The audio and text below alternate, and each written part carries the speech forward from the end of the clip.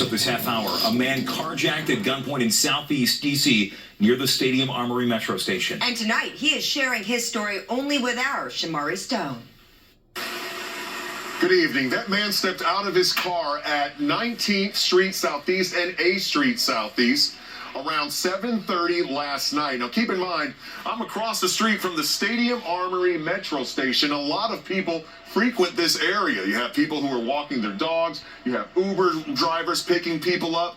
A lot of movement. Well, that man says while he was walking back to his car, that's when 3 teens approached him, walked up to him, one pointing a gun, demanding that he give them his car keys and his Samsung phone. He says he didn't put up a fight. He took the phone, took the keys, threw them on the ground, and didn't look at the teens in the face because he says he did not want them to think that he was a threat and would try to identify them. Keep in mind, he has 4 kids at home, and he says his life is not worth a car. Well, those teens then got on the ground, picked up the phone and the keys. They jumped in his car, and then they took off northbound on 19th Street.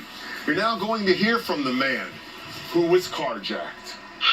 I'm not going to agree being stuck up at gunpoint.